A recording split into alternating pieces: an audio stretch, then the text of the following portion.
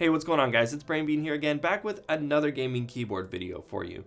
Now today we're going to be taking a look at the Hexgears Impulse, and I am going to be giving one of these away to one of you guys. I'll have all the details on that at the end of the video. Now for those of you that are unfamiliar with Hexgears, I met with them up at CES this year. They are a part of the Kono Store or Input Club. This is basically their gaming division, and they're seeking to bring the enthusiast level quality and extras that they offer on their products on the Kono Store over to the gaming world.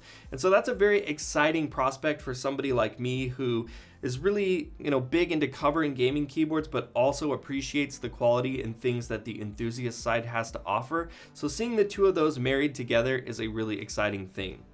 Oh, and this keyboard is only 90 bucks.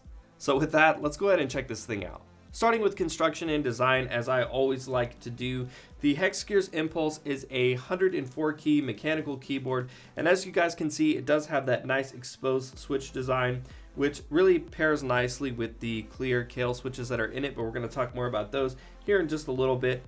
But looking at the board, it's got a nice metal backplate that the switches are mounted onto with this sort of sloping design, which kind of gives it a little bit of character. Now it does make the back of the board's footprint just stick out just a little bit, and you do have some Hexgears branding on the back of the keyboard. But the nice thing about that is it's not really in your face as it's sort of positioned on the back side, and similar to how Ducky brands their boards, it's kind of nice that way. If you do have it out somewhere or at a LAN or something like that, people can see whose keyboard it is, but when you're using it, you don't have all this branding like smashed into your face like some gaming companies like to do. Overall build quality feeling, there's very little flex. It is lighter than it appears to be with the metal backplate, but that doesn't seem to affect the construction at all. Immediately, one of the things you'll notice when looking at the Impulse is the nice 360-degree light bar that wraps all the way around the board. Now, I like that they were able to carry it through the sort of curved accents in the backplate because that can be difficult to do with LEDs. And so it just makes it have that little bit extra pop of character and quality without having a break in the lighting there. Now, one thing you will notice is that the lights are pretty smooth all the way through the front and the back, meaning that you can't see where the individual LEDs are. That's not so much the case on the sides of the board, as you can see sort of the little like clumps of light where it's brighter. It's not as smooth on the sides, but it still looks really good. And then looking at the front here, you can see that it's got this pudding style keycap, and so it really helps accentuate the RGB lighting. Now, without going too far into it, the Impulse is available in two flavors. So they have the RGB version, which you see here, which does come with these pudding keycaps. And then they also have a white LED with white keycaps. If you want something that's a little bit more minimalistic, maybe you don't care about all the RGB flashy extras. Now, the Impulse does not use any software, so that can be good or bad depending on your preference. The nice thing about it is that you don't have any software bogging down your computer or anything that you have to open up to control the lighting, and it does make this board very plug and play friendly. Now, on the negative side of that, it does make customizing your lighting a little bit more time consuming because you do have to go through and individually program each key if you want to make a custom per key backlit profile. But the nice thing here is that Hexgears does have a bunch of really cool preset lighting effects that I'm going to cycle through and show you guys right now.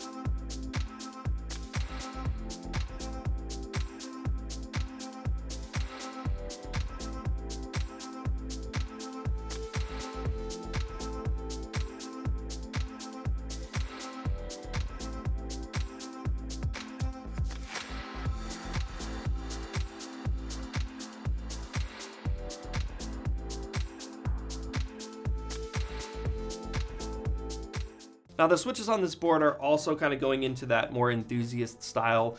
They're offered in Kale Box Brown for a nice light tactile but ultra solid feel switch, the Kale Box Whites for that nice clicky feeling, and then also the Hako Clears if you want something that offers a little bit more resistance and also kind of functions similar to a cross between a Cherry Clear and a Topris switch. So it does give you some more enthusiast style options. Now I would have liked to have seen this board also offered in a linear switch, because I feel like a lot of gamers really do like a linear option. But there's no doubt that Kono is definitely capable of offering that, so maybe we'll see that in the future if there's a demand for it.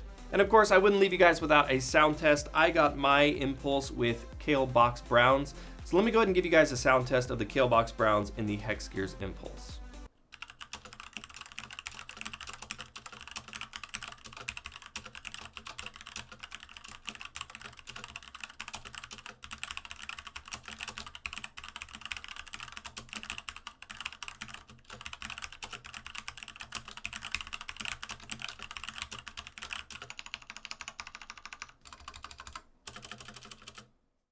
As I've touched on, and you guys can clearly see, the keycaps are double shot PBT pudding style keycaps, and even the white keycaps on that version of the board are double shot PBT as well.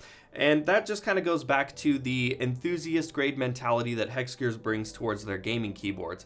And it's nice to see the more quality PBT keycaps, especially with the pudding design on an RGB keyboard, just really makes it pop. No doubt you guys can see this translated on camera, just makes for a really nice looking board with really great quality feeling keycaps.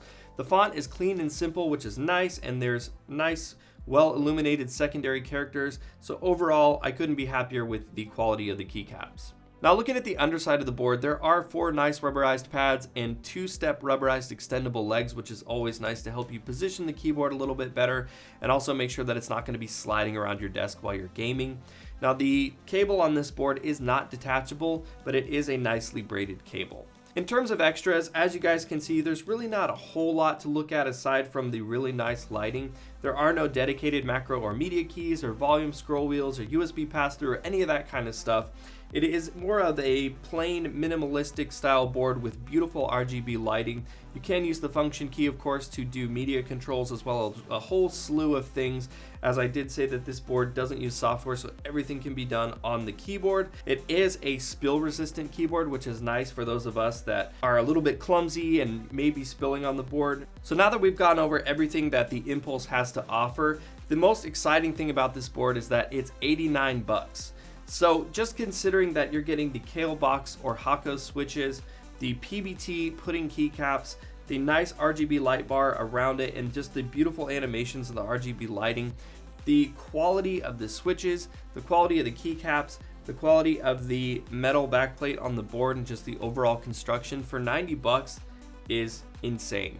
It's really, really nice. The only downside and negatives that I have for this board is that I would like it if it had a removable cable, just because that's one thing that if you have something go wrong with the cable, you can swap it out. Or if you want to take this keyboard somewhere with you, you don't have to worry about it being damaged, would be nice. And having the option for a companion software is nice for those of us that can't really be bothered to program the lights on the board.